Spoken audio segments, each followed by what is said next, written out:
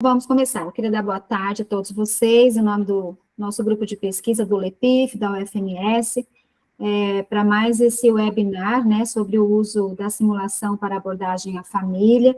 Nós estamos com a participação do professor Rodrigo, aqui da universidade, né, professor Rodrigo Guimarães dos Santos Almeida, e a professora Miriam Mandetta, que vai entrar logo depois, tá? E a gente considerou a professora Fernanda, que está aqui presente, eu, né, membros do LEPIF, e vários aqui mestrandos e graduandos, ex-mestrandos, então é um prazer imenso ver todo mundo aqui, a sala cheia, né, tão bom quando a gente encontra as pessoas, né, e o interesse, né, Rodrigo, dos alunos por essa temática que é tão, na verdade, assim, não é uma temática tão nova, mas ela também não é tão antiga, e nós estamos nos apropriando mais dela neste momento, né, então, atualmente, a gente tem discutido muito a questão dessa estratégia, né, de simulação, principalmente pela necessidade de capacitar nossos profissionais e também de ajudar as famílias, né, então são ferramentas úteis, né, tanto para os profissionais, quanto para os alunos, quanto para as famílias. Então, a gente tem aqui vários alunos também que têm interesse em estudos, né, em pesquisas na área da simulação, e acredito que esse momento vai ser de grande utilidade para cada um deles aqui. Então, nós pensamos em dois momentos. O professor Rodrigo, ele vai fazer uma explanação, depois a professora Miriam também fará a participação dela, a gente abre para dúvidas. Tá bom assim? Então, Rodrigo, seja muito bem-vindo, você já é do grupo.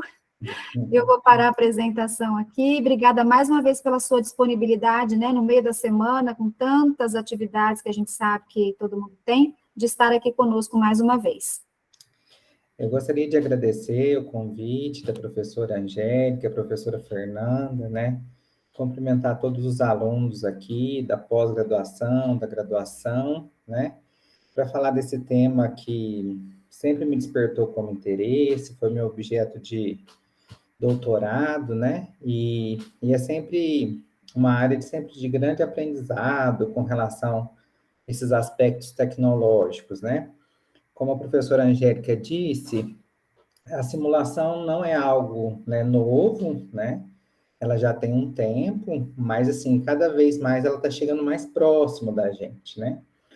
O intuito da gente fazer esse bate-papo, essa conversa, é até porque nós, da Universidade Federal do Mato Grosso do Sul, recentemente agora, né, ainda está saindo da caixa, ganhamos vários, né? Ganhamos, né, com uma parceria aí principalmente de emenda parlamentar, né? Nós ganhamos mesmo aí inúmeros simuladores que vão nos permitir melhorar ainda mais a questão do ensino, né? Seja dos nossos alunos, dos nossos estudantes, seja também dos profissionais, né? Que estão sempre convidados a estar conosco lá na Universidade Federal. Então, para que a gente possa utilizar desse recurso, dessa ferramenta pedagógica da simulação, é preciso a gente se aprimorar um pouco mais da estratégia, né? Saber que existe alguns princípios, algum rigor, porque senão todo mundo acha que está fazendo uma simulação, né? E aí ela não cumpre o seu papel, que principalmente na questão da formação, né? Então, essa primeira fala minha vai ser muito no sentido de norteá-los com relação à simulação, né? Um pouco da minha experiência, um pouco do que eu tenho feito, né? Alguns trabalhos já começando a envolver as famílias, os cuidadores familiares, né? E depois, provavelmente, a professora Miriam vai trazer para nós ainda mais um pouco da sua experiência, tá? Então, vou compartilhar a minha tela aqui com vocês.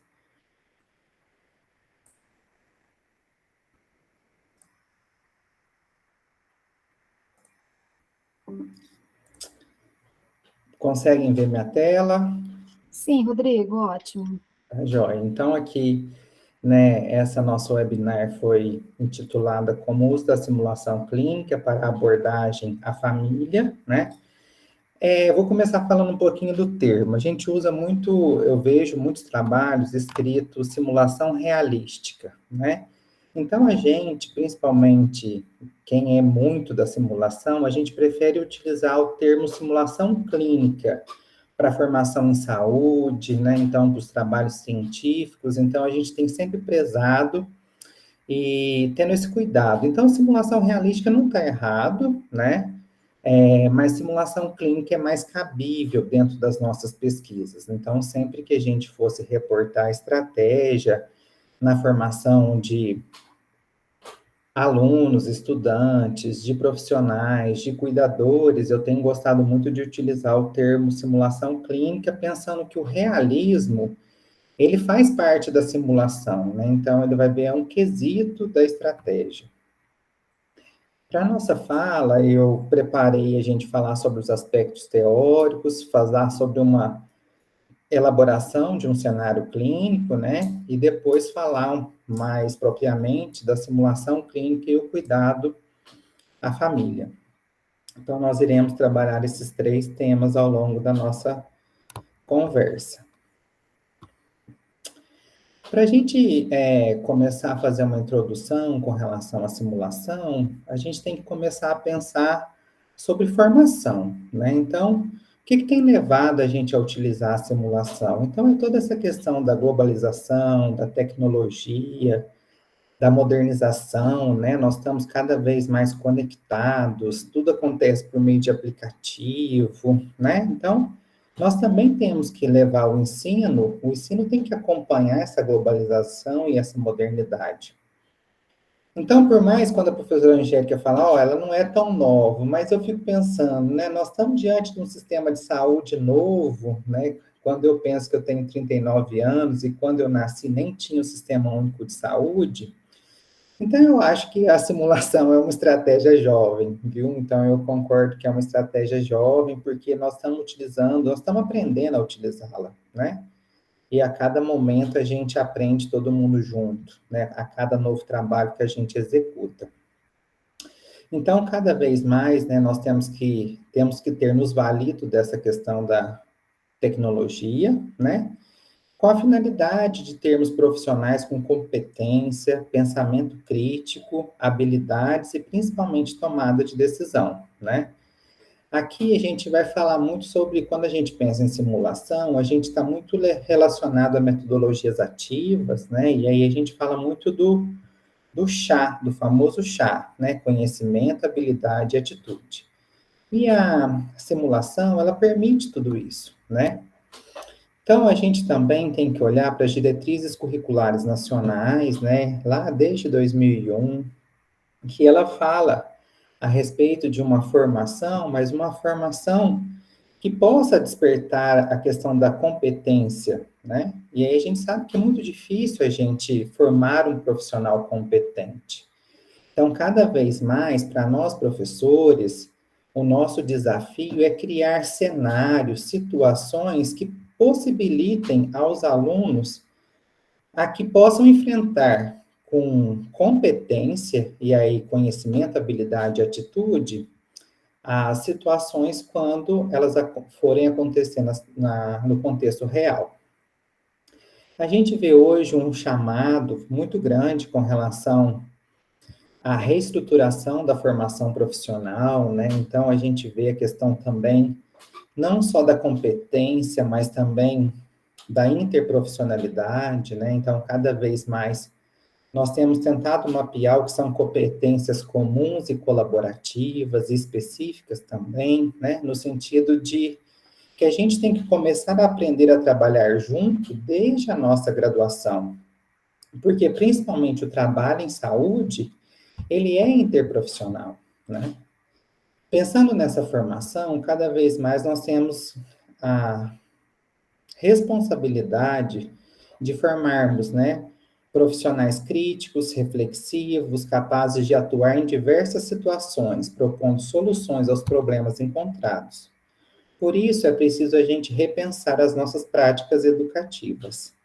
Por isso que a gente fala que não é fácil ser professor, porque a todo momento nós somos desafiados, né, a rever a nossa forma de ensinar.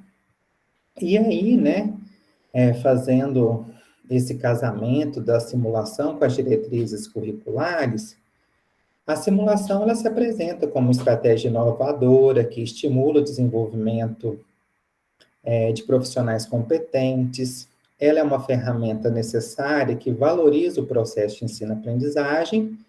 Por quê? Porque ela é apoiada na aprendizagem significativa, que é um referencial teórico, né, que fala muito da questão da associação entre a teoria e a prática. Para esse referencial da aprendizagem significativa, nós temos vários autores, como David Kolb, David Ausubel, que vem falar justamente dessa associação entre teoria e prática, mas sempre valorizando o conhecimento prévio do aprendiz, né? Seja ele o estudante, seja ele o profissional, seja ele o cuidador.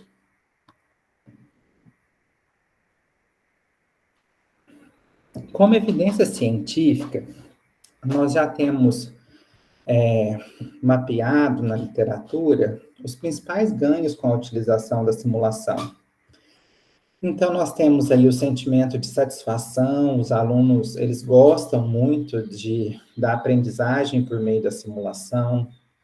Nós temos aí a questão da autoeficácia e autoconfiança, então, os alunos treinados nesse ambiente, eles se sentem mais capazes, né, e mais autoconfiantes para o atendimento, para realizar essa assistência de qualidade. Nós temos aí também a questão da comunicação, de todas as questões que envolvem o trabalho em equipe, a colaboração. Nós temos a questão da motivação. Os alunos se tornam mais motivados, né, com relação ao conhecimento, à aprendizagem.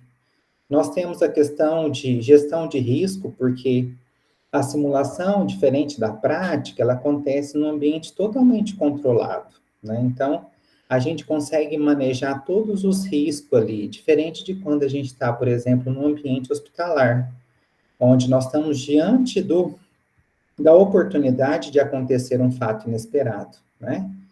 Nós temos aí também a questão do desenvolvimento do pensamento crítico, da tomada de decisão, e aí, ao final de tudo isso, a aquisição de competências.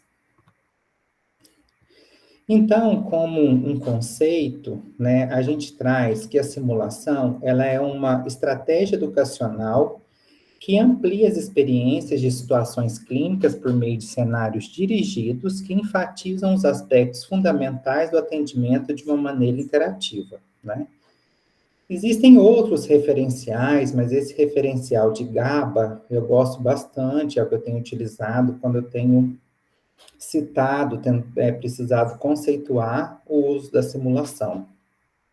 A gente fala muito que a simulação é uma estratégia, é uma ferramenta, né? E não uma metodologia, né? Então, por quê? Porque quando a gente olha principalmente para a questão pedagógica, né? Eu tinha um professor Martins, de Portugal, que faleceu, mas ele falava muito que quando a simulação, para ser uma metodologia, ela teria que dar conta de um currículo pedagógico, né? E como ela não sozinha, ela é uma estratégia que não dá conta de um currículo, a gente chama ela de uma estratégia, chama ela de uma ferramenta e não de uma metodologia. Nós deixamos para a metodologia, por exemplo, o PBL, né, que dava conta do nosso currículo, por exemplo. E aí, dentro da questão da simulação, nós temos a questão da fidelidade como um conceito também. E o que é fidelidade? Porque vocês vão ver falar muito de simulação de alta fidelidade. Então, a fidelidade acaba sendo o nível de realismo, né, associado a uma determinada simulação. E ela envolve várias dimensões. Então, nós não podemos associar a fidelidade à tecnologia. Então, assim, não é porque eu tenho um simulador com alta tecnologia que eu vou conseguir fazer simulação de alta fidelidade.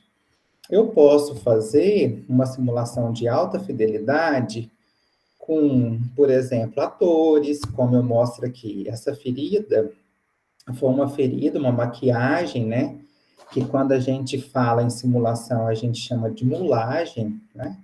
Que a gente confeccionou e fez todo o cenário a partir dessa ferida, do tratamento dela, numa atriz. Então, a gente vê que a gente está diante de um cenário de alta fidelidade, mas que não precisou de uma tecnologia.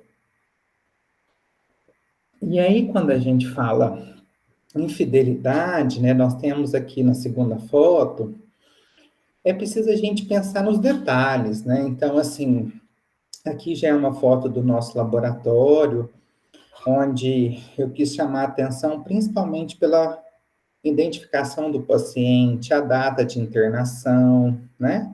A data de nascimento e principalmente aí o risco de queda, só para trabalhar talvez essa questão da segurança do paciente, de uma comunicação eficaz. Então, quando a gente fala de fidelidade, então fidelidade ele está ligado a vários aspectos, né? Que aí a gente pode dividi-los em 5, né? Os aspectos físicos, que está relacionado ao ambiente, ao equipamento, às ferramentas utilizadas, né? Então, tudo isso. Os fatores psicológicos, que estão direcionados às emoções, né? Tanto de quem faz o cenário, né? Os atores, né? As emoções que eles transmitem, como também as emoções que são sentidas pelos participantes, né?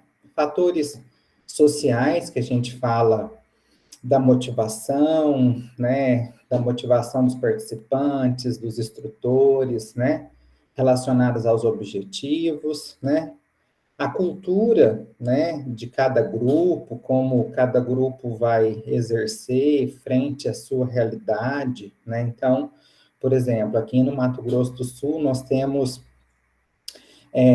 algo muito específico, né, nós temos aí um estado de fronteira, com imigrantes de vários outros países, né, aqui vizinhos, que têm outras culturas, assim como a cultura indígena, que também precisa ser considerada na questão da fidelidade, né?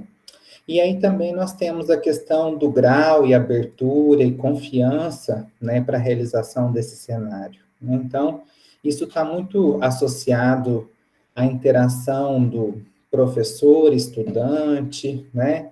O quão seguro que o aluno se sente. Então, é importante, quando a gente vai pensar em simulação, em criar, né, esse ambiente, né? Então, falar que é um ambiente que ele pode errar, né? Que ele está ali para aprender, que os erros não serão divulgados no sentido que depois haver brincadeiras, memes, né, com relação àquelas as atitudes realizadas ali no cenário, né? No sentido que o aluno se sinta confortável para ter nesse ambiente um ambiente de aprendizagem. E aí nós temos a questão dos manequins, né? Quando a gente olha para os manequins, e aí eu não sei se foi quando a simulação estava surgindo, né? E aí eles denominaram, né, de baixa, média e alta fidelidade, mas poderia ser talvez tecnologia, né? Hoje, como a gente tem evoluído, talvez a gente pudesse batizar novamente esses manequins, seria nesse sentido. Mas quando a gente fala de manequins, os manequins de baixa fidelidade, né, ou de baixa tecnologia, são aqueles que possibilitam pouca interação. Então, é um braço, é uma pelve, né, que vai permitir uma punção, que vai permitir a inserção de um catéter, que vai permitir um banho no leito. Então, assim, são esses manequins que a gente tem aí nos nossos laboratórios, na maioria, né, que não tem muito recurso tecnológico. Eles permitem alguma coisa, uma punção venosa, mas não tem interação, né? Já os manequins de média fidelidade, eles já possuem, né, principalmente alguns sons de ausculta, né? Então você pode fazer uma ausculta pulmonar, cardíaca, abdominal. Ele responde a alguns comandos, né? Então, de tosse, de choro, né? De grito, de gemido. E depois nós temos aí os manequins de alta fidelidade, de alta tecnologia, que já são de corpo inteiro, que tem o peso, né? De um adulto de 70 quilos, né? Que conseguem ter aí a questão de piscar os olhos, né? Cianose de extremidades, além de sons, né? Sons cardíacos, pulmonares, abdominais, né? E a partir dele também a gente tem aí a questão da gente se comunicar. Então, esses simuladores, eles permitem, inclusive, que haja uma interação, porque a gente vai contar com um apoio de um técnico, né? Que fará, então, a voz desse paciente, né? E aí, muitas das vezes, vai exigir uma conduta do aluno, do profissional que está executando esse cenário. Quando a gente fala também da simulação, nós temos aí como recurso a dramatização, né? Então, assim, essa é bem mais antiga que a simulação. A dramatização é uma representação teatral a partir de um determinado foco ou tema, propondo que os conteúdos ensinados sejam experimentados pelos estudantes com um pensamento do contexto semelhante ao que seriam desempenhados na vida real. Então, nós também podemos nos valer da dramatização como simulação para que haja aprendizado. Daí existe, né, utilizando a dramatização dentro da simulação, nós temos aí principalmente 4 oportunidades de desenvolvê-la, né? Nós temos o role player, que é quando, também denominado jogo de papéis, né? É quando os participantes, eles, no mesmo cenário, vão ocupando ao longo, né, do desenvolvimento, ora o papel do médico, ora o papel do enfermeiro, ora, né, a mãe, ora a criança, ora o paciente. Então, assim, isso é para a gente pensar qual que seria a conduta se eu fosse o médico? Qual que seria a conduta se eu fosse o enfermeiro? Qual que seria a mãe? Qual o sentimento, né, da mãe? Qual o sentimento daquele familiar? Qual o sentimento daquele paciente? Né? Então, quando a gente olha principalmente o contexto da família, né? Talvez a questão do role player seja muito bem adequada à sua utilização, né? Porque a gente consegue experienciar, experimentar vários aspectos no mesmo cenário. Nós temos aí também, né, o paciente simulado, né, que aí é quando a gente tem um ator, que a gente convida um aluno para exercer, né, o papel principal ali para o desenrolar desse desfecho, né? Então, aí a gente... Só que esse paciente simulado, ele precisa ser totalmente orientado. Por quê? Porque é esse paciente que vai dar algumas pistas para que o caso seja solucionado, né? Então, ele precisa estar muito bem treinado. Por exemplo, se o estudante perguntar, você tem histórico de câncer, né, na família? O paciente simulado já vai ter que ser orientado. Ó, se perguntar, você vai falar que tem histórico, que a sua mãe teve um câncer de mama, né? E tudo mais. O paciente padronizado, que a gente fala, é quando nós temos, por exemplo, um cenário de uma pessoa a gente vai falar sobre o câncer de mama, né? E aí, o paciente padronizado é aquele que realmente passou por aquela situação. Então, ele traz muito mais essa questão da veracidade, porque ele realmente vivenciou, né? Quando a gente fala de família, vamos pensar que aí a gente pegar uma aluna que é mãe, né, que teve seu filho hospitalizado. Então, assim, ela vai saber falar com mais propriedade do que uma atriz, né, com certeza. Por quê? Porque ela realmente vivenciou isso e ela sabe o que é passar por ter uma criança hospitalizada, internada. Os modelos mistos já é quando a gente, né, associa, né, um paciente simulado ou um paciente padronizado a um modelo anatômico, por exemplo. A gente vai fazer um cateterismo vesical.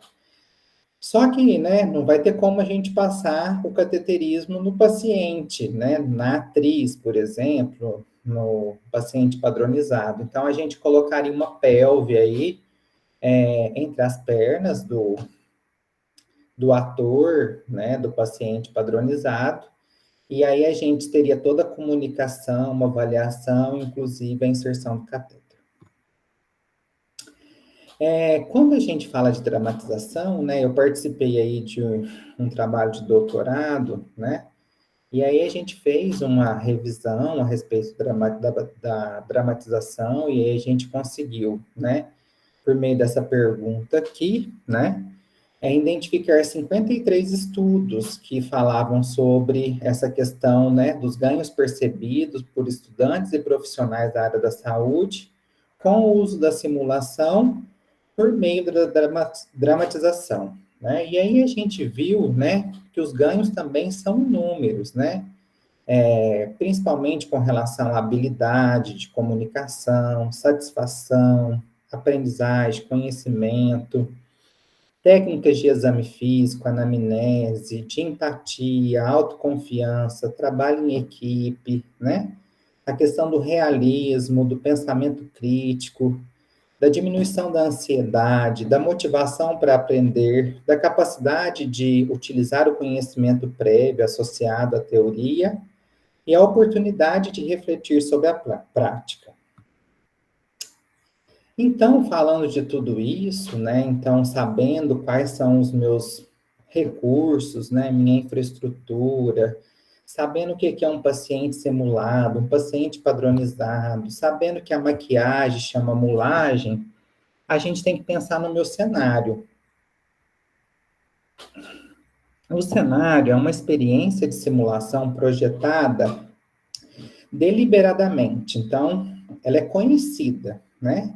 Que fornece aos participantes a oportunidade de atender os objetivos estabelecidos. Então, por isso que a gente fala que o cenário é totalmente controlado. E aí, então, quando a gente vai pensar nessa simulação, a gente tem que fazer essa construção. E como que começa essa construção, né? Então, essa construção começa a ser consolidada, né? Quando a gente pensa, ó, o que que eu vou querer simular, né? Qual parte? Por quê? O mesmo cenário, ele nos possibilita vários objetivos, né? Então, por exemplo, eu tenho um cenário que eu posso trabalhar, o mesmo cenário, trabalhar comunicação, biossegurança, trabalhar a segurança do paciente, trabalhar, por exemplo, uma técnica. Então, assim, a gente tem que pensar qual cenário que eu vou querer produzir, né? Qual que vai ser o meu contexto, né? Como que eu vou conseguir colocar emoções? Para ele ser real, o que que eu preciso, né? E aí é sempre bom, quando a gente está pensando nesse cenário, pensar em todos os detalhes, né?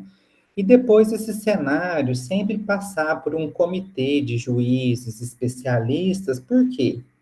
Para ele não ter essa questão viciada, né? Então, por exemplo, a professora Angélica e a professora Fernanda trabalham muito juntas, então elas acabam, né, se conhecendo até no olhar. Se elas forem escrever o cenário, talvez elas ficam com uma visão muito das duas, né? Porque elas trabalham juntas, e é interessante, talvez, trazer um olhar externo sempre né, de um grupo ímpar aí, para a gente poder falar, olha, como que vocês enxergam esse cenário? Então, é um comitê de juízes, especialistas, isso traz um rigor muito grande na questão da construção. Então, quando a gente vai pensar na construção desse cenário, né, da estratégia da simulação, é preciso a gente pensar que a estratégia, ela precisa valorizar o conhecimento prévio do estudante, ela precisa sempre ter uma formação teórica e ela precisa ter um treino de habilidades. Por quê?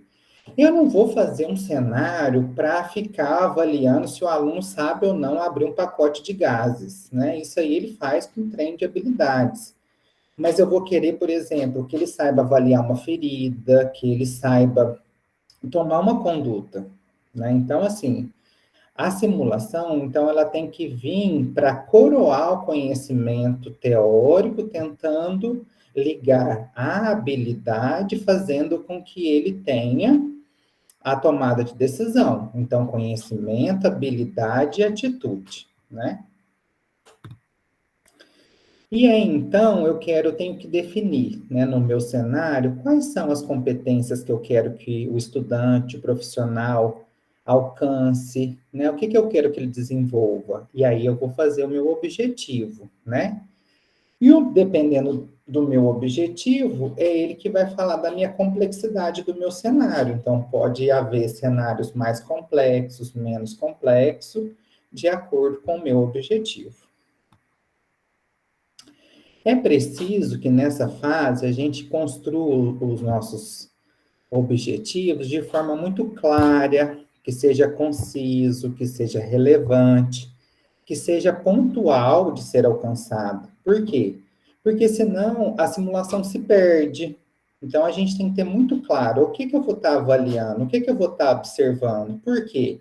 Se eu vou estar observando a questão da biossegurança, eu não vou focar tanto na comunicação, né? Então, por quê? Porque eu vou deixar para trabalhar a comunicação em outro cenário. Então, a gente sempre tem, né, na construção dos objetivos, um objetivo mais amplo, que a gente chama de um objetivo primário, e depois os objetivos secundários, né, que vão ser principalmente aqueles que a gente vai ficar atento ao longo do cenário, que pode incluir a questão de habilidades psicomotoras, cognitivas, a comunicação, né? A delegação de atividades, a realização de procedimentos e tudo mais.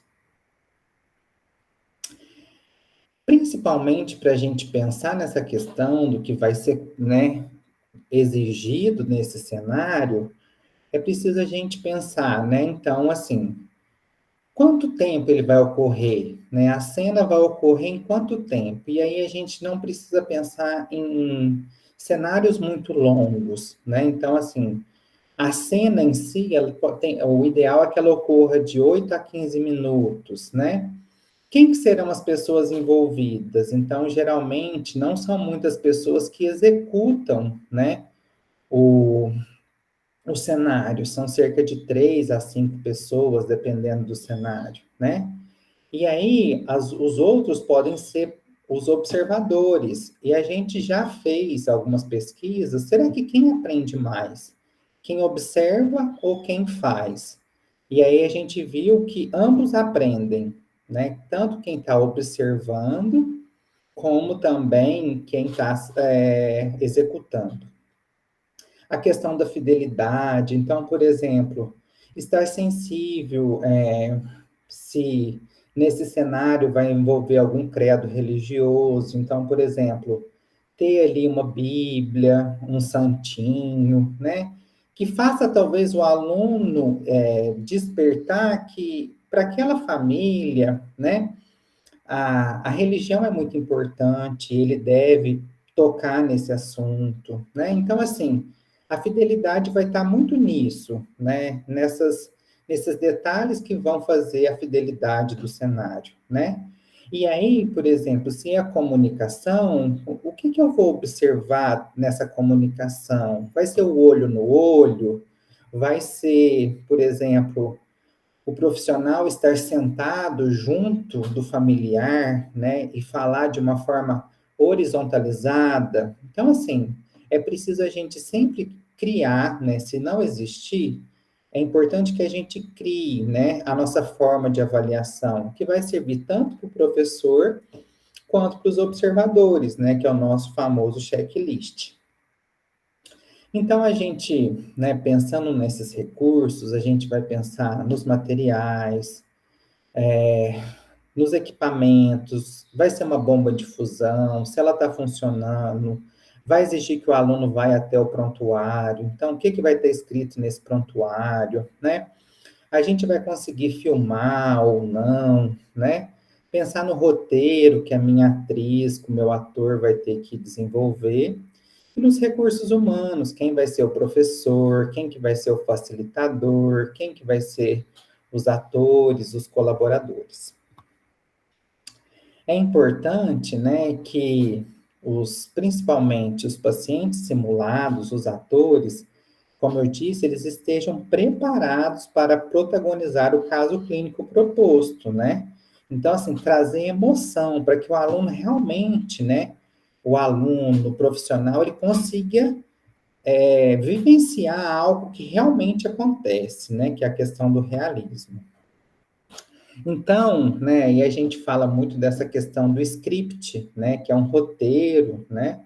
Onde o ator, ele vai estar ali, o estudante, o profissional, ele vai ler tudo aquilo que ele vai precisar falar, né? E até mesmo ali vai ter a questão das pistas que a gente vai deixar durante o cenário. Porque talvez quem está executando o cenário, ele não consegue evoluir muito, né? E aí talvez o ator tem que falar, olha, eu gostaria que você fizesse isso, porque senão o cenário não se desenvolve, né? Então, é preciso a gente ter muito claro, né, aí como que a gente vai chegar ao fim dessa simulação. Então, a gente tem aí para a questão do roteiro, a explicação detalhada, a leitura conjunta, né, do professor treinando esse ator, né? Perguntar se ele entendeu tudo isso, se ele memorizou. Então, muitas vezes a gente roda o cenário antes, né? E essa questão do improviso, né, não é muito bem-vinda, né? Porque senão isso, principalmente se você tiver que repetir o cenário muitas das vezes, e principalmente talvez numa prova, o cenário ele tem que ser igual, idêntico para todos os subsequentes, né? Aqui a gente fala da questão da caracterização, da mulagem. Então, aqui a gente fez uma, uma ferida, né, uma ostomia aí para vocês verem, né? Aqui a gente quis trabalhar nesse cenário não só o aspecto da ferida, mas também o odor. Então, aqui, né, a gente, para simular fezes, a gente pegou feijão cozido, né? Deixou ele, bateu juntamente com fígado de vaca e deixou no sol por 3 dias, né? E isso fermentou e a gente teve que jogar quase que a vasilha fora mesmo, por conta que a gente queria ver o cheiro, né? E nesse cenário foi tão interessante que foi a primeira vez que eu vi que o cheiro era tão forte que um dos alunos ofereceu uma máscara para o paciente. Me recordo muito bem disso, assim, foi a primeira vez que eu vi. Além dele estar com a máscara, ele deu uma máscara, porque ele, na cabeça dele, também falou, nossa, esse cheiro não está só me incomodando, mas também está incomodando o próprio paciente, né? Aqui a gente vê a questão da mulagem, tentando simular uma pessoa idosa, né? Aqui a questão das feridas, né? Então, principalmente na questão da urgência, né? Aqui a gente pegou plástico bolha, né, para fazer a questão dos queimados, né? Aqui a gente utiliza para fazer exudato purulento, a questão de banana, né?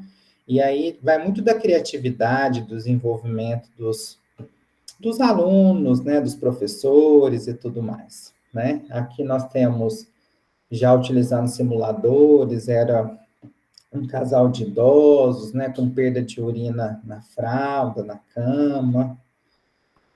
Aqui é uma foto minha, né, de quando eu cheguei, da gente construindo um simulador de baixa fidelidade para treino, né, e a gente utilizou esse simulador associado a um ator e aí possibilitava realmente a punção, então essa cena passou a ser uma cena de uma simulação de alta fidelidade.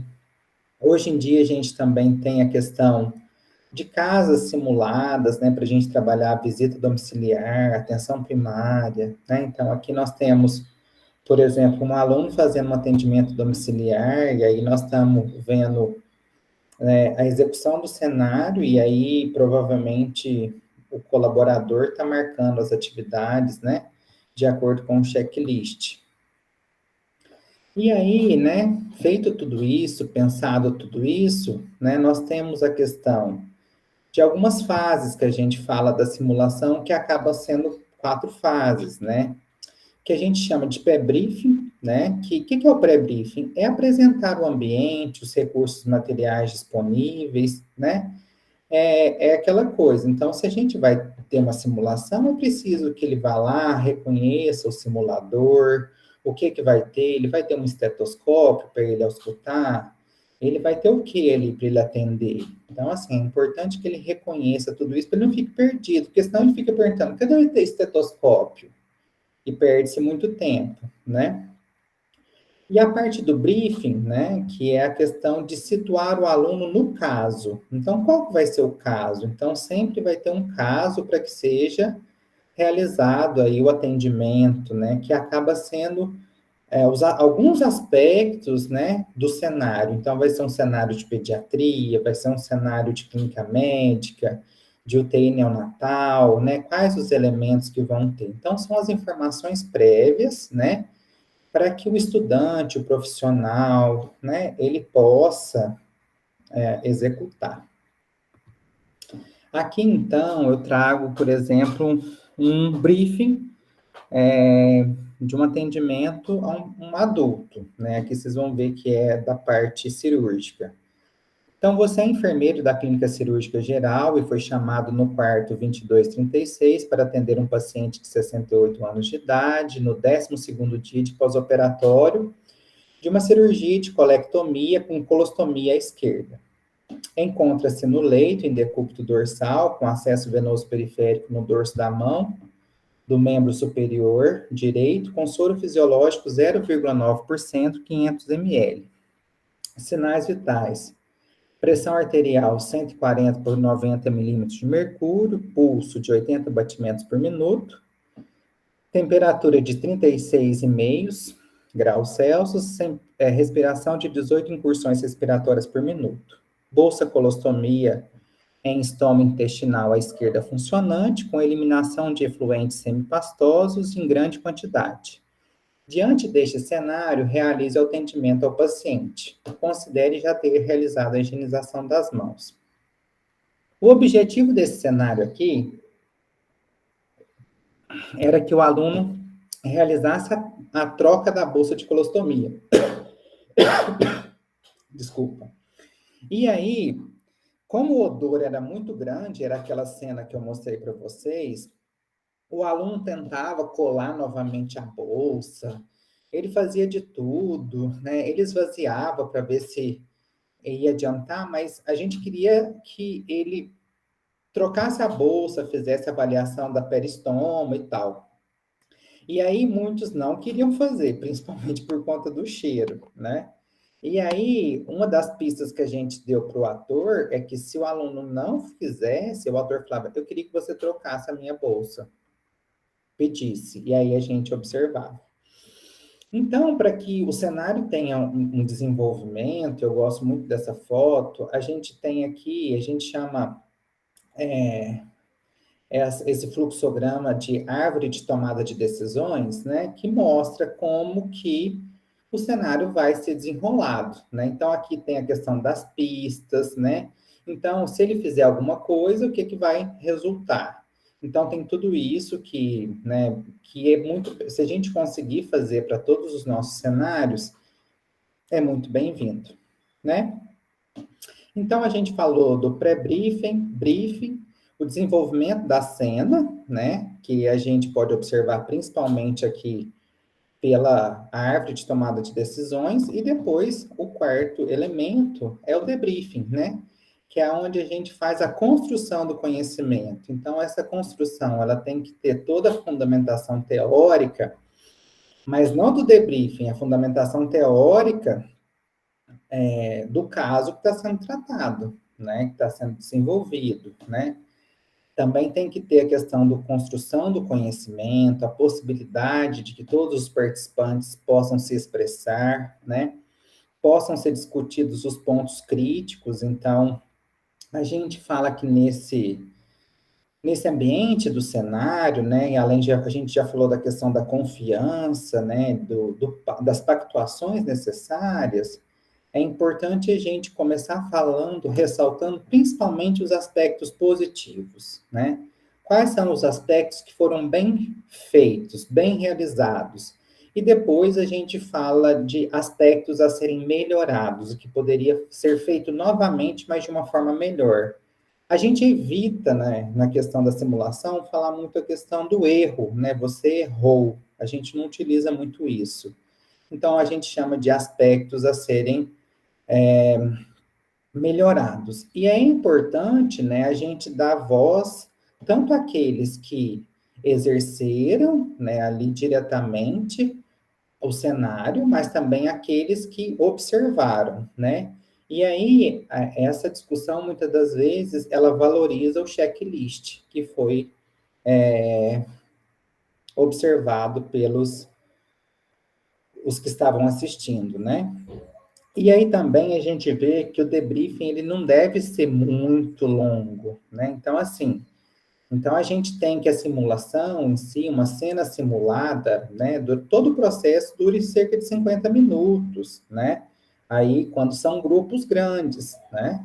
De 10 pessoas, tudo. Então, assim, por quê? Porque a gente também não tem que ficar ali remoendo, né? Então, assim, ou sabe ou não sabe, depois vai voltar para repetir o cenário, vai estudar novamente, né? Porque, assim, o cenário, ele te dá a possibilidade de fazer 1, 2, 5, 10 vezes, até que você adquira competência. Então, como eu disse, né? Então, a gente, durante o debriefing, é preciso identificar as diferentes percepções, né, de quem realizou, relacionar o exercício com a teoria, né, com as técnicas, receber o feedback acerca da natureza, né, da prática desenvolvida, dos comportamentos, das decisões, né, das ações tomadas, fazer toda essa questão da reflexão, né, sempre esse movimento da reflexão, ação, reflexão, né, e sempre estabelecer uma sala, um clima que permita a segurança, né?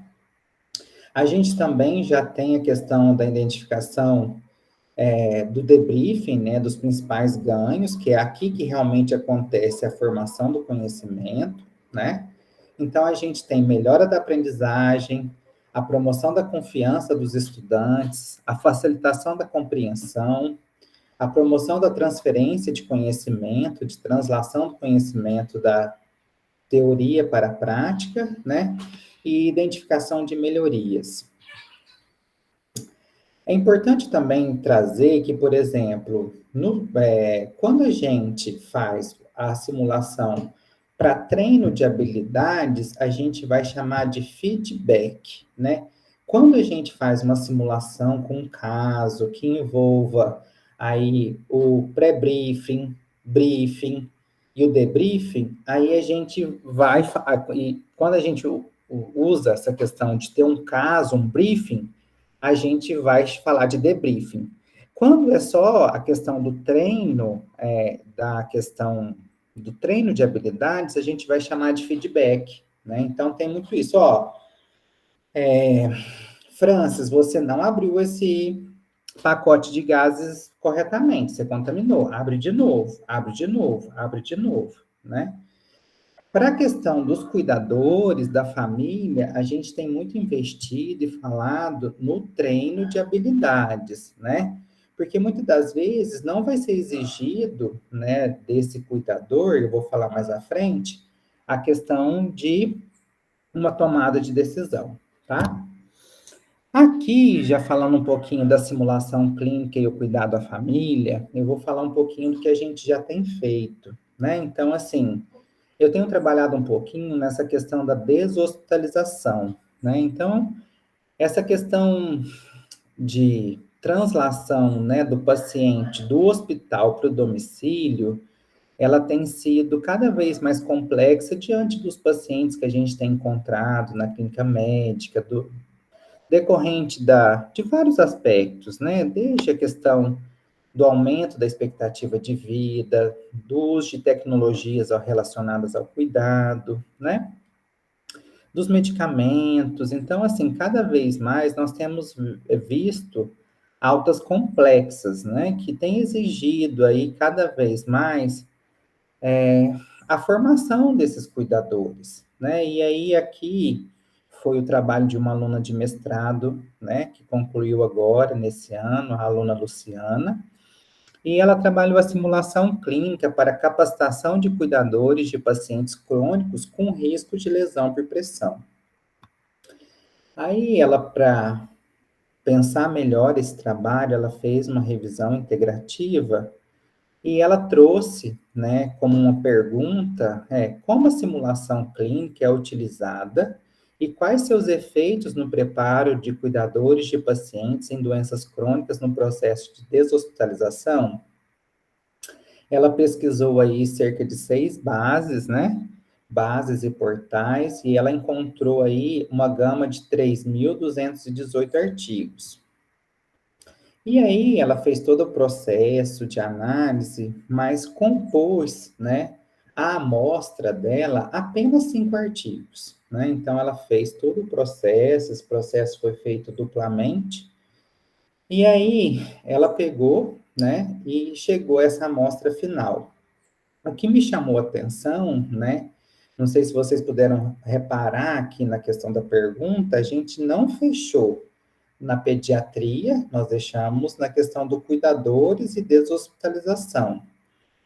E, né, para nossa surpresa, dos 5 artigos, né, 4 trabalham com criança, né? Apenas um fala da questão do adulto, principalmente na questão da drenagem, né, do pós-operatório de mastectomia. Então, nós temos aí trabalhos na capacitação de cuidadores com crianças com necessidades especiais, né?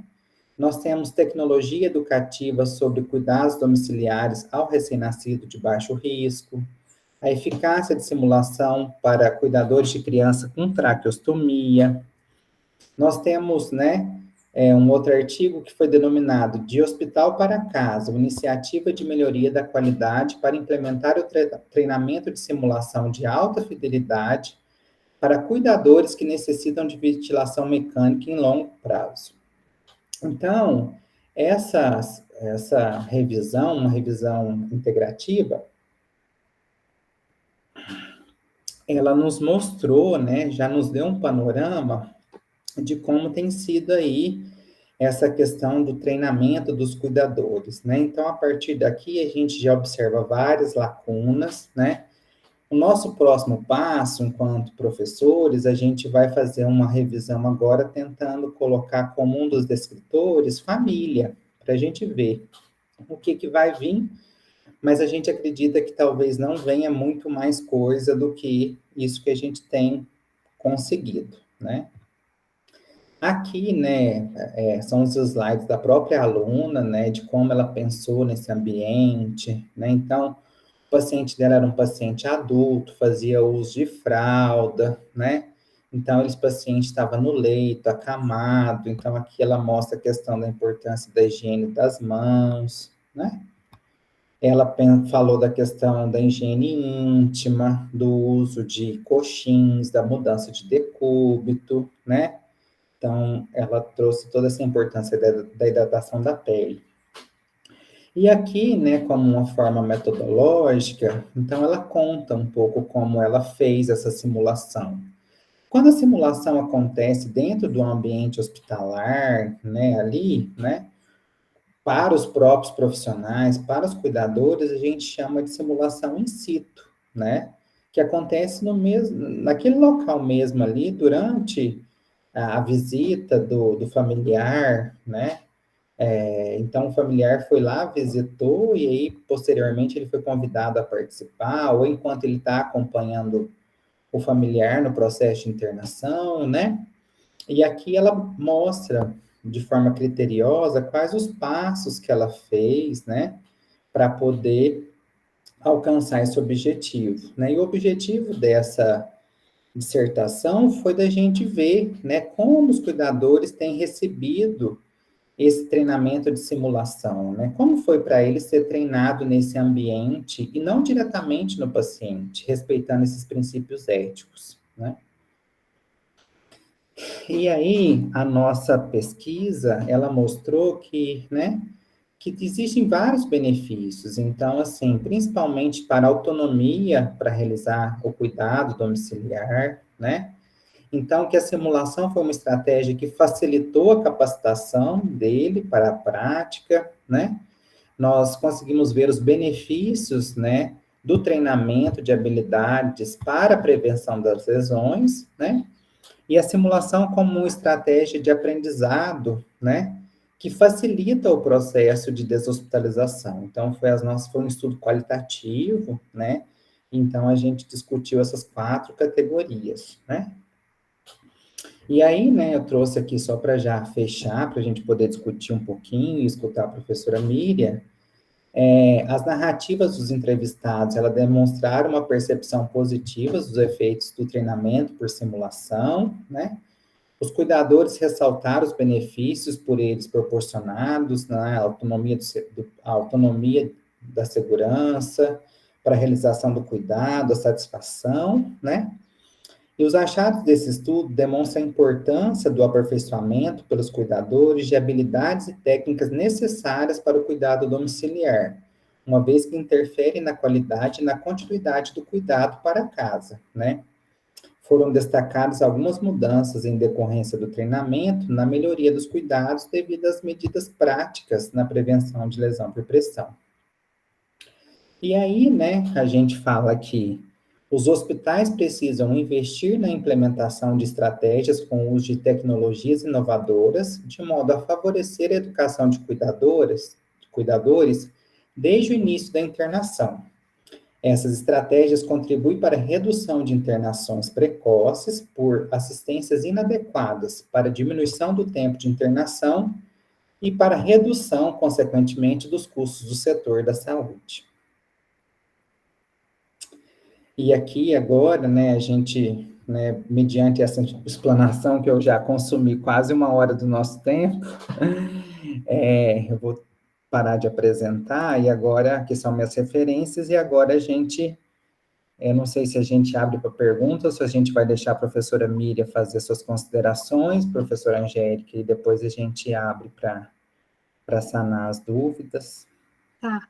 Primeiro, eu queria agradecer, Rodrigo, pela sua apresentação. Eu falei até para a Fernanda aqui no WhatsApp, como é bom te ouvir, né? Você fala de um modo tranquilo, colocando várias exemplificações da prática da simulação, então é muito bom, e eu fico aqui pensando quanto que nós temos que pensar, né, nessa estratégia, no trabalho com famílias, porque, de fato, as famílias elas vão para os seus domicílios e a gente não tem conseguido que o SAD faça, né, esse papel de cuidado no domicílio, e as famílias ficam muito à mercê delas mesmas, né, Rodrigo? Então, assim, isso me desafia a pensar várias outras possibilidades, né, de nós trabalharmos essas questões, né, tanto as famílias dos nossos recém-nascidos, que a gente já conversou, quanto as famílias das crianças que nós temos atendido lá na clínica com condições complexas, as crianças com doença renal, o trabalho da Lígia nos mostra bastante também, né, a relevância que a simulação pode ter para essas famílias. Eu não sei, a Miriam está aí, né, Miriam? Não sei se você já está, assim, disponível para participar, porque ela está em aula. Oi! Ai, que bom. Estou aqui, estou ouvindo o Rodrigo aqui, adorando. Maravilha. E daí ela participou ontem de uma banca também, está assim, cheia de novidades. Cheia de coisa. A gente pode começar, Miriam, quer dizer, continuar com você, e daí abrimos para conversas, discussão. Exatamente. Bem-vinda. Eu estou ainda aqui na escola, e aqui o nosso computador, o nosso sistema, ele é um pouquinho ruim, e às vezes faz muito barulho, né? Mas a questão principal, até passei para o meu laptop, que estava dando muita alteração.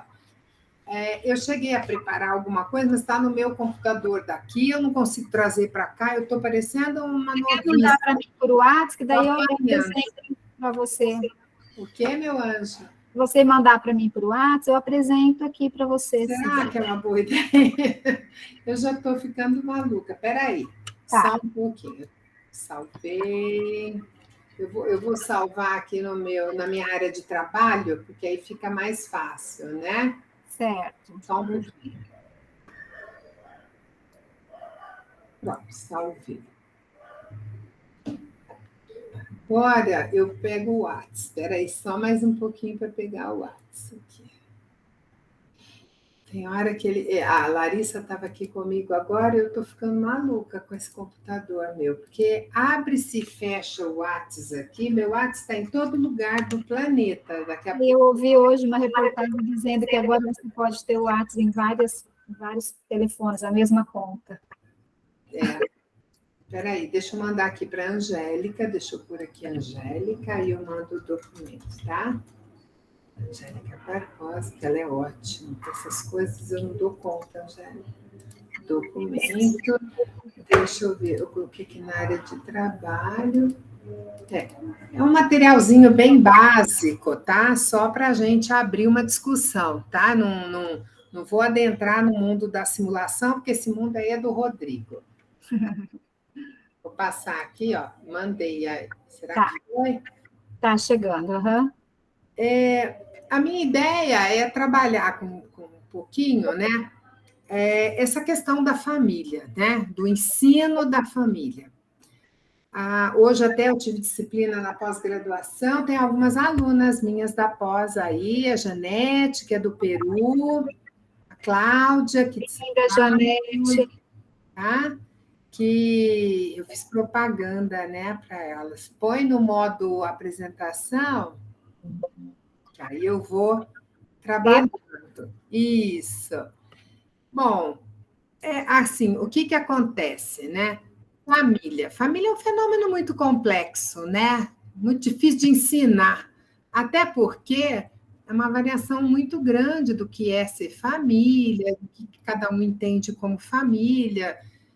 E o que a gente sabe, né? A gente sabe que a família sofre. A gente sabe que uma situação de doença, com internação ou sem internação, estando no hospital, estando fora, né? Esse núcleo que é a família, que é a célula máter, né, da nossa sociedade, que pode ser a família nuclear e a família ampliada junto, ou pode ser só a família nuclear mesmo, mas ali nós temos no mínimo 3 gerações, né? Os avós, os pais e os filhos. Aí os agregados, né? Os cachorros, os passarinhos, as tartarugas, que para criançada é o irmãozinho, né? Eu vejo minhas netas falando o dia inteiro, a Melody, a minha irmã. Eu fico, é isso mesmo. Então, é a natureza, é o mundo e vamos em frente. Então, quem é essa família? Essa é a grande pergunta que a gente precisa fazer para nós mesmos, né? Estamos preparados para cuidar da família? Então, nesse sentido, que a ideia da simulação vem muito forte, né, Rodrigo? Aqui tem algumas fotos mostrando a diversidade, né, de família, fazendo até uma brincadeira com família ali em cima, a gente vê, né, a família da televisão, né, com o cachorrinho sentado ao lado, famílias típicas, né, brasileiras, com mãe solo, as questões culturais, né, que aparecem, crenças, valores, que o Rodrigo já falou, que é muito importante para o atendimento, famílias com gerações de avós, de idosos, de bisavós, porque no Brasil há muito, né, ainda famílias assim bem amplas. Isso é muito bom, porque garante um suporte e, ao mesmo tempo, tem as suas dificuldades. E como a gente ensina isso, né, para alunos de graduação dos cursos da área da saúde, porque eles têm que entender família, condições sociais, as iniquidades todas em saúde, o acesso, os determinantes sociais. Bom, vamos lá. Que família funciona para quê? Família funciona para alcançar a necessidade dos seus membros. Nós somos um grupo que estamos ali mutuamente integrados, e temos tarefas para cumprir. Então, casais adultos têm uma tarefa de estabilização de vida, de encontrar suas necessidades afetivas, socioeconômicas, sexuais. Crianças, a família vai prover cuidado físico, porque a criança tem uma dependência de cuidado físico, né, e emocional, e direcionar o desenvolvimento, a personalidade, quer dizer, é o processo de socialização dessa criança que está, né, sob responsabilidade e zelo da família. Então, nós entendemos que o sistema familiar ele é o maior contexto de aprendizagem. né? E essa aprendizagem de quê? De comportamentos, de pensamentos, de sentimentos. Então, é dentro da família que se aprende a conviver na coletividade, no espaço coletivo. Então, esse senso de identidade, que é a matriz, ela é na família que acontece. Isso Minuchin, que era um estudioso teórico de família, já dizia lá atrás, né? Então, a capacidade de eu entender a família, de pertença minha, né? E de ser também diferente dos demais membros da minha própria família. Os primeiros amigos nossos são os nossos irmãos, com quem a gente aprende a dividir o amor do pai, o amor da mãe, com quem a gente cultiva o nosso ciúme para o resto da nossa existência. Então, é nesse sentido que a gente entende que cuidar da família é uma responsabilidade muito grande para nós, enfermeiros, né? O enfermeiro tem a responsabilidade, o compromisso de realizar ações que promovam o alívio do sofrimento. Por quê? Porque quando um de nós adoecemos, o papel que nós desenvolvemos fica em aberto na família, porque essa doença provoca esse intenso sofrimento, né? Eu, como paciente, como mãe, eu estou internada, e meus filhos, como estão sem mim? Se eu tenho filhos pequenos, a minha preocupação é com eles. Quem que está provendo o alimento, cuida. E se eu morrer, eles vão ficar órfãos? Quem vai cuidar deles, né? Então, quando eu tenho essas situações de doença, mexe muito com o interior de cada um de nós e a família como um todo. O cuidado, ele precisa ser compreensivo, com compaixão, individualizado às necessidades do paciente e dessa família.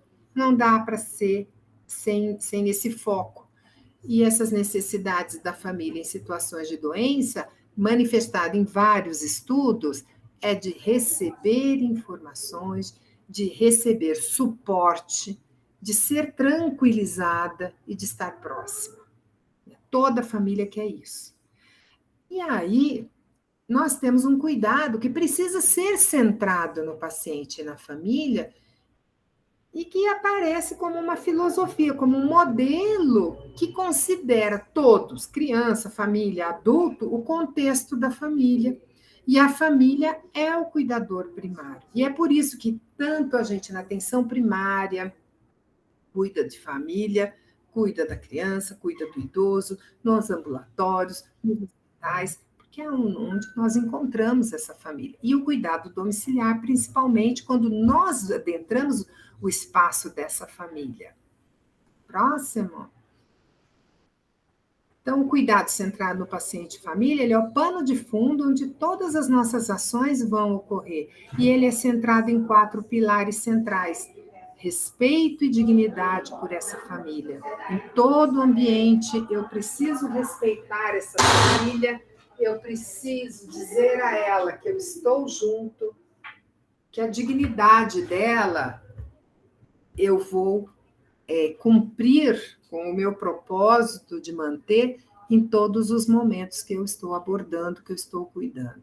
Essa família participa junto conosco de tomadas de decisão, participa de cuidados conosco, então ela precisa ser instrumentalizada para isso, né? Ela precisa receber informação, eu preciso ter uma comunicação eficaz com ela para que ela possa agir num mundo que não é o mundo vida da família. Não se pensa em família dentro de hospital, família lidando o tempo todo com doença. A ideia aqui é trazer essa família para junto conosco, né? Trabalhar junto, colaborar, colabore, trabalhe junto conosco. Então, esse modelo, ele é suficientemente amplo para permitir que a família entre conosco junto e que ela participe de todas as decisões, das tomadas, nas aulas, nos encontros, que a gente sempre traga os exemplos, as narrativas e a presença dessa família. No entanto, ensinar isso para o aluno, para o graduando, ensinar isso para o jovem e aprimorar o conhecimento do profissional de saúde que já está no campo, que muitas vezes não teve oportunidade de ter isso na sua prática, que não teve oportunidade de ter isso numa graduação formal, porque ou vem de uma época que não se trabalhava esses conteúdos nesse formato, não se trabalhava as questões de família, e também porque muitas vezes o sistema não permite a incorporação desses elementos do cuidado à família, então os enfermeiros, os médicos, os nutricionistas, né, todos os profissionais da área da saúde, eles adentram para trabalhar no ambiente dos hospitais, na unidade básica, enfim, e o que acontece? Eles vão se endurecendo no cotidiano da prática e vão se distanciando do ideal, né? Fazendo com que o atendimento seja massificado. A família entra, eu faço a consulta, eu nem sei direito o nome, mas eu estou aqui produzindo, né? Eu tenho que ter metas, eu tenho que ter resultados. Então, perde-se a capacidade de se comunicar efetivamente com a família.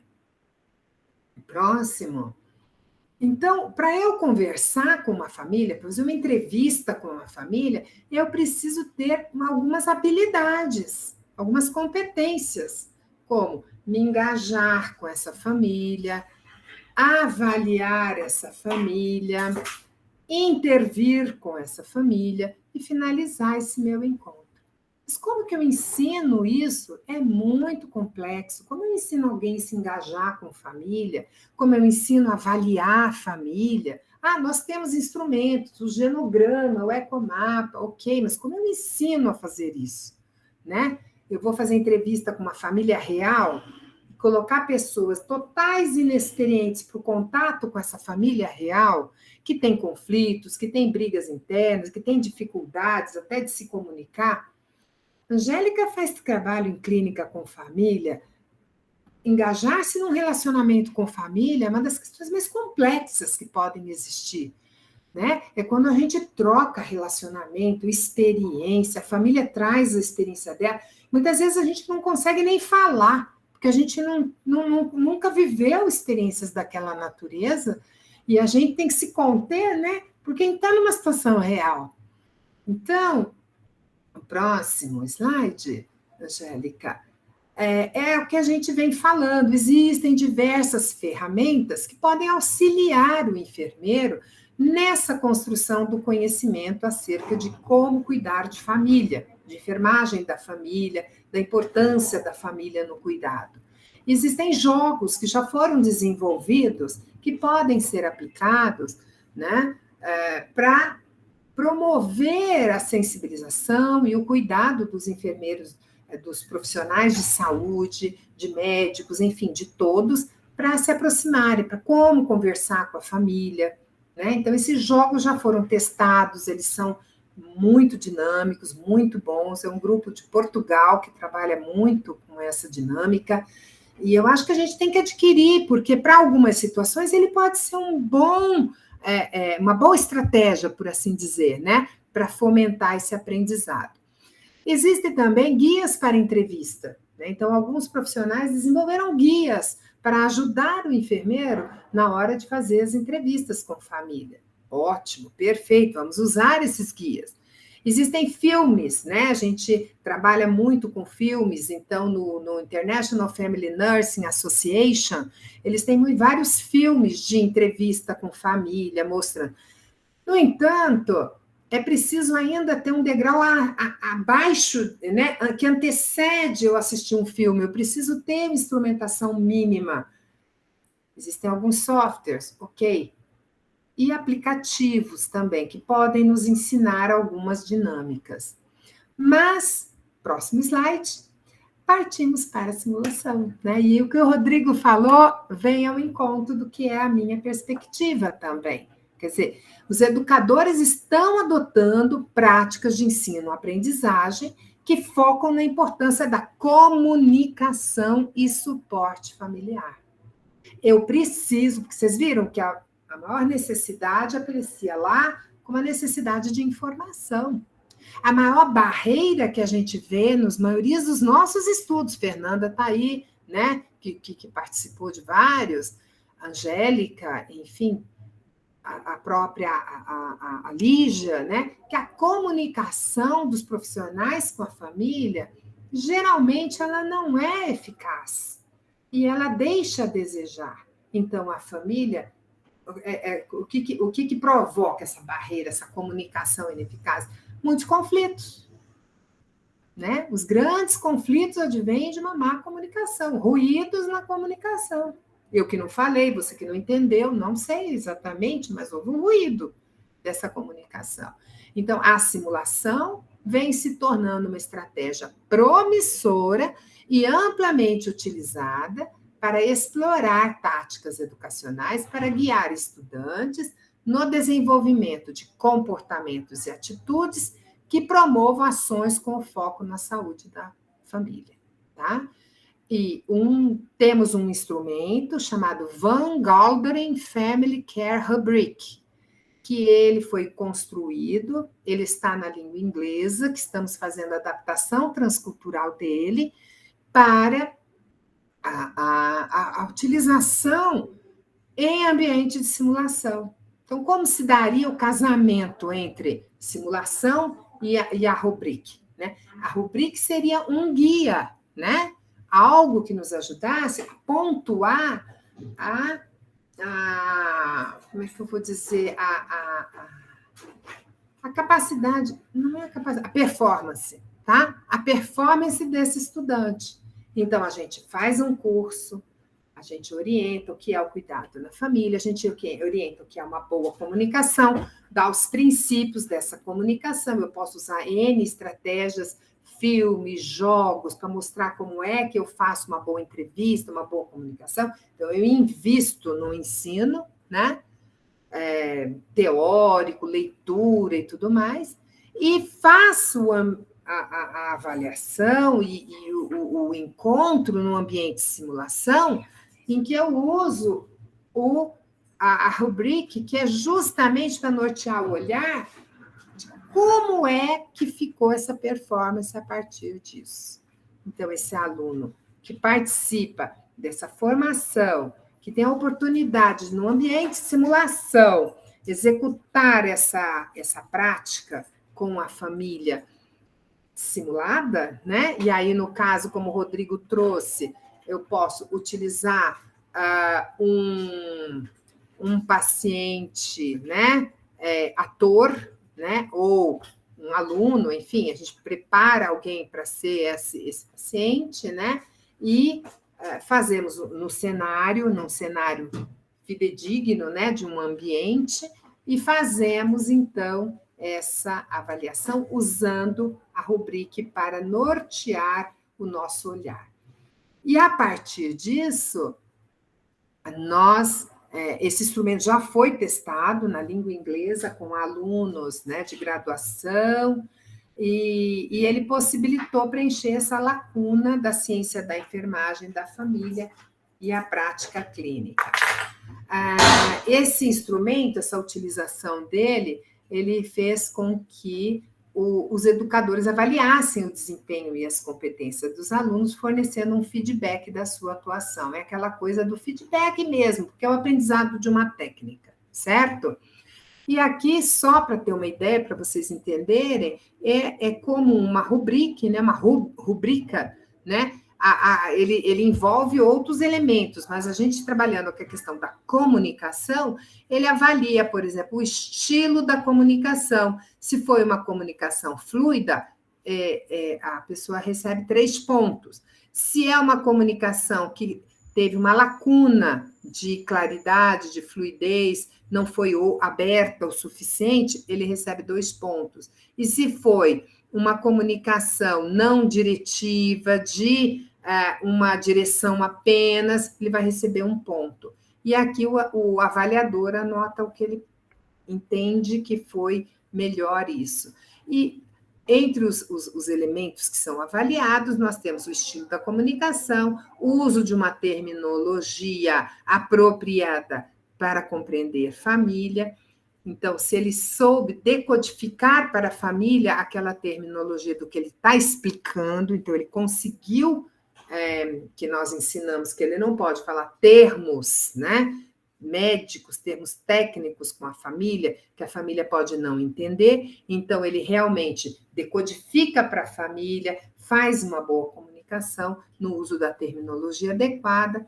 Ele se posiciona de uma forma adequada com a família, então ele não fica olhando só para o computador para preencher dados, e ele não fica só anotando no papel, ele olha no olho, né? Tem o contato, que é o outro termo ali da boa comunicação, que é o contato visual com a família, de olho no olho, quer dizer, eu estou olhando para quem eu estou falando, é o emissor e o receptor, né, da mensagem, eles estão se comunicando verbalmente e não verbalmente, e por aí vai. Então, esse instrumento, aliado com o ensino do cuidado com a família, do cuidado centrado na família, pode permitir a criação de cenários, né? E aí o Rodrigo tem toda essa expertise dessa criação desse cenário, em que realmente será possível analisar se esta pessoa que fez isso consegue, está apto para se comunicar com a família.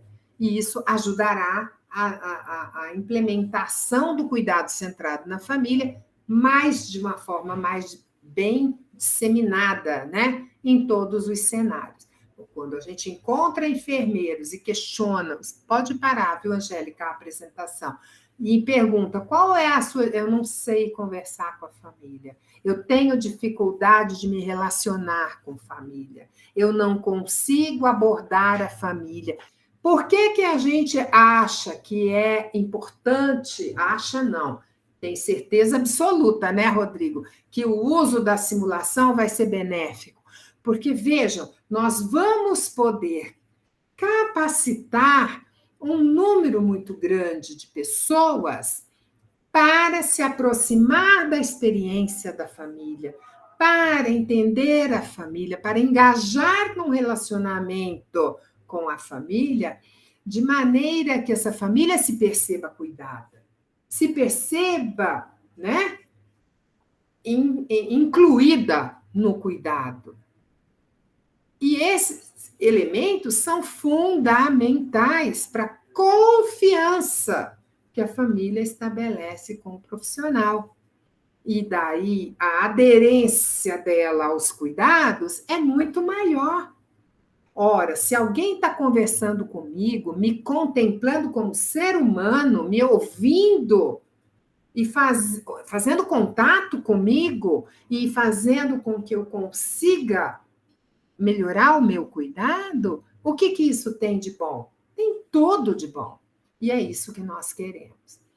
Nesse curso, nessa banca que eu estive ontem, Rodrigo, ela trabalha algumas questões falando assim, por exemplo, de uma técnica de prática, até eu anotei aqui, porque não é muito a minha área, né? Então eu preciso fazer as anotações. Ela validou o método de práticas deliberadas em ciclos rápidos, que a American Heart Association até recomenda no último guideline, né? A gente tem chamado também de a abreviação dessa prática de OSCE, né? Então, é muito utilizado OSCE. OSCE.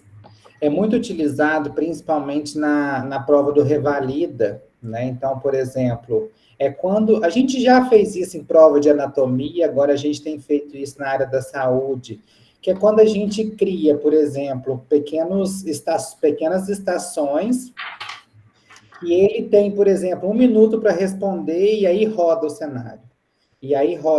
Então, por exemplo, ele vai ter 3 minutos. Ele vai ler o caso, no segundo ele executa, né? E no terceiro ele roda. Então, assim, e aí, por exemplo, você tem 10 cenários referente a alguns procedimentos da pediatria, né? Então, isso é principalmente para treinar raciocínio rápido, né? Sim. Tomada de decisão. Mas uma coisa que eu gostei muito, Rodrigo, que eles trouxeram, que eles adotaram, né? Foi esse procedimento dessa banca, era parada cardiorrespiratória, né? Então, esses procedimentos deliberados em ciclos rápidos, que está posto lá com suas vantagens sobre o método tradicional do debriefing. Então, quando no método tradicional eu não aponto o erro, né, e eu faço um debriefing reflexivo, com esta pessoa sobre aquilo que poderia ser, o que não foi, mas a gente discute ali na sala, é uma discussão maior e tudo que é conduzida.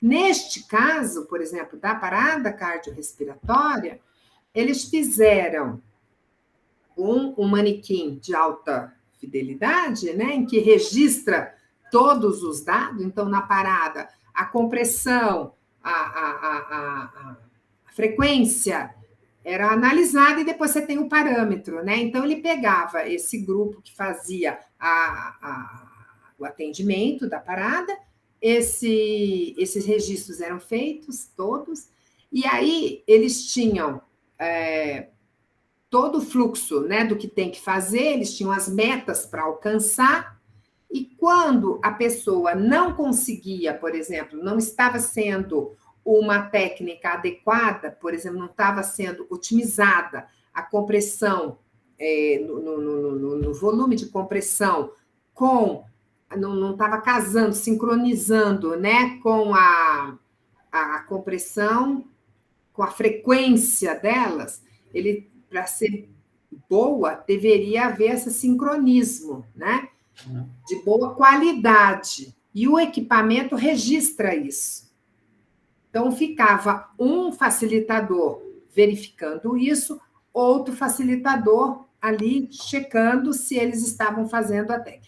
Quando percebiam que algo estava falhando, por exemplo, já tinha que ter passado por uma próxima etapa no processo, parava-se o processo e havia um debriefing rápido, apontando aonde ele errou e como deveria corrigir, de maneira que, na sequência, voltava na tomada anterior, a pessoa corrigia a sua postura, né, de parada, de compressão e de frequência, e corrigir. Então, ao final desse ciclo todo, o que eles encontraram foi o registro de uma melhoria da qualidade do desfecho desse movimento. Por quê? Porque ao ter a oportunidade de parar no meio e de corrigir o caminho deste estudante, houve um aprendizado verdadeiro, né? Porque além dele ter visto ali, ele corrigiu e ele aprendeu como deveria ser.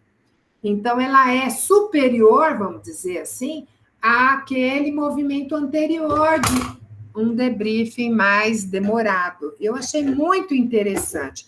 Entendi que talvez conosco fosse bom se a gente pudesse falar, olha, esse quesito, isso para aprendizagem, eu estou focando na aprendizagem, né? Então, veja, você não está olhando no olho, esse quesito está deficiente, vamos voltar à etapa e você vai corrigir isso, entendeu, Rodrigo? Não sei se isso é interessante, talvez a gente explorar mais isso, porque eu entendo, e há muitos anos atrás eu tive a oportunidade de assistir uma palestra falando que quando você erra e você tem a oportunidade de discutir o seu erro e corrigi-lo, é um aprendizado que fixa para o resto da tua vida. Muito mais do que os seus acertos. É verdade, porque assim, principalmente da personalidade da pessoa que não gosta muito de errar, né? Quando a gente fala, eu errei, e aí você nunca mais vai querer errar novamente, aí você toma sempre cuidado com relação àquela atitude, né? Então, eu acho que tem essas várias perspectivas, né? Assim, e eu acho que a simulação permite, né, Rodrigo, que a gente tome decisões de qual é melhor para determinado tema, para determinado momento, para determinada técnica. Então, e para determinado aluno também. Sim. Então, a simulação ela é muito rica, né? Isso que a gente traz aqui, né? Então, assim, é um universo, né, que é possível fazer, né? Então, assim, com várias estratégias de avaliação, de construção do conhecimento. O que a gente tem que ficar muito atento é na questão da metodologia mesmo, dos princípios, né, resguardado pela pesquisa, que todos os nossos alunos aqui estão estudando, né? Então, assim, a gente tem que cada vez mais olhar para aquilo que a gente vai querer estudar e tentar buscar o que seria talvez mais aplicável, né? Quando a professora estava falando, eu fiquei pensando aqui em fazer porque, como a professora disse da questão da família, nós temos vários tipos de família, e, por exemplo, a mesma família com os mesmos membros, mas também com personalidades diferentes, que isso vai influenciar na comunicação, né? Então, Sim. mesmo cenário com talvez uma família mais calorosa, É, vai exigir uma tomada de decisão diferente. E esse eu acho que é um elemento central quando se diz família, né? Porque, veja, não há receita de bolo.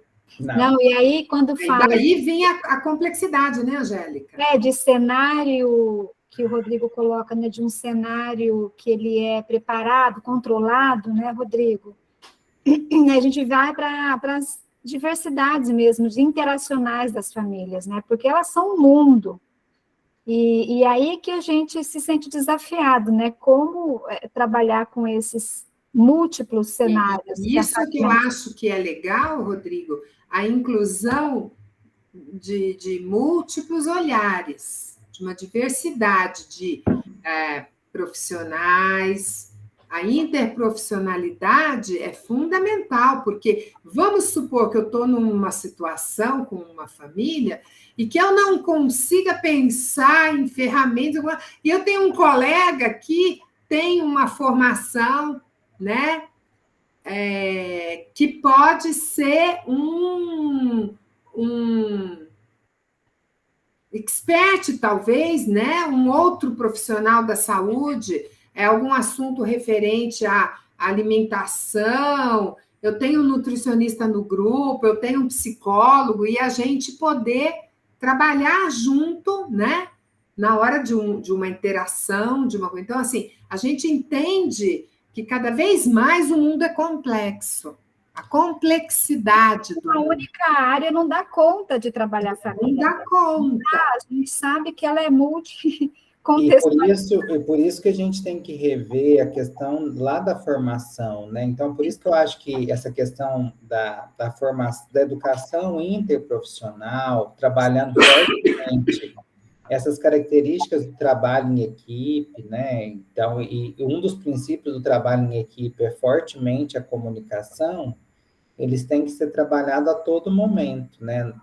Nas mais diversas nuances, né? Seja entre nós, profissionais, seja entre o profissional e a família, o profissional e o paciente, né? Então, a gente tem um mundo aí para pesquisar. Entendido. Miri, queria agradecer você, só porque tem algumas perguntas aqui no chat. Isso. Agradecer a sua participação. Eu sei que agora aí já é 1 hora a mais, né? Tem todo o Já trânsito. está à noite. Já está à noite. Aqui também está escurecendo cedo, mas ainda é 17h40. A Cláudia acabou de agradecer, saiu agora da...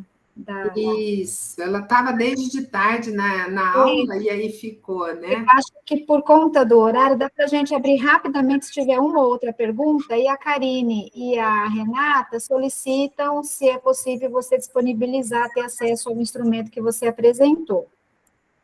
Ah, sim, eu tenho a tese, como foi defendida ontem, ainda está naqueles trâmites, né, de assinatura e tudo, eu posso pegar, mas o que ela traz ali no material dela foi essa aplicação que ela faz. A gente pode até combinar um dia com a Renata dela apresentar aqui no LEPIF, porque é muito interessante, né? É uma coisa. E eu ainda pedi a ela assim, ótimo, achei muito bom isso, mas dá para incluir a família na parada cardiorrespiratória? Ela começou a rir, família, eu tinha certeza que você ia me falar isso, me desafiar nisso, porque eu quero colocar a família em todos os fluxogramas, né? Então, a gente tem que começar a falar. A família tem que estar presente em todos os momentos, no momento da morte, no momento de uma parada, é fundamental. Aí, Karine, você. Nós estamos na briga aqui. E aí, eu posso sim ver esse material, eu olho para vocês, a referência que ela usou. Mas ela me disse que está no guideline da American Heart Association 2020. Tá? Então, olha lá dentro, falando de práticas deliberadas em ciclos rápidos para o ensino em simulação eu não sei se eu tirei, se eu consegui. Deixa eu ver se eu consegui aqui tirar uma foto. Deixa eu ver aqui onde que eu pus, porque meu computador eu ando mais maluca que o meu computador. Porque às vezes eu capto, né, imagens. Deixa eu ver aqui. Captura de tela. Pergunta enquanto a professora Miriam procura. Karine, a Francis já saiu. A Francis tinha falado para mim que ela não ia poder. A gente também agradece, diz que aprendeu muito, agradece a vocês dois. Vários agradecimentos aqui. Eu acho que a nossa ideia, né, Rodrigo, era estimular, não é isso? A vontade, né? Acho que apresentar que tudo é possível, né, professora Miriam? Feliz também, porque assim, a gente faz um trabalho que começa de formiguinha, né, Miri? A gente vê isso tomar uma proporção tão maior e nós conseguimos ter mais pessoas, né, nos ajudando e avançando no ensino, né, e na abordagem à família, na graduação, na pós-graduação, na prática clínica com elas. E, além disso, a gente também caminhar nos estudos, né, nas pesquisas, enfim, que abordam a temática família, utilizando essa estratégia que é tão rica e que é inovadora e que, assim, possibilita tanto para o aluno quanto para a própria família, né, o desenvolvimento da saúde, ou seja, você avança, né, na qualidade de saúde das pessoas que a gente for atender. Olha, eu acho que eu não vou encontrar, não acho em lugar nenhum. Peraí, só mais um tico aqui, quem sabe. Na hora que eu achar as imagens, eu mostro. Amanhã também, né, aproveitando, a professora Angélica provavelmente vai reforçar, amanhã, no período da tarde, a gente vai fazer uma parte prática, né, dessa formação nossa aqui. Então, ótimo. A continuidade, né, Rodrigo, de hoje. Então, eu não sei que horário ficou estabelecido amanhã, Fernanda. Vai ser às 14 horas, né, e assim, já pegando o gancho, Rodrigo, para você terminar de falar, nós temos debruçado em cima de um cenário, né, sobre a atitude dos estudantes de enfermagem para a hospitalização infantil num cenário de doença respiratória. E aí nós temos construído, né, esse cenário em conjunto, né, nós três, e o que o Rodrigo traz na apresentação dele, e a Miriam também vai colocando, é bem interessante, porque né, eu e a Angélica elaboramos, aí o Rodrigo ele já olha com o olhar um pouco de fora e já vai focando no objetivo. Exatamente.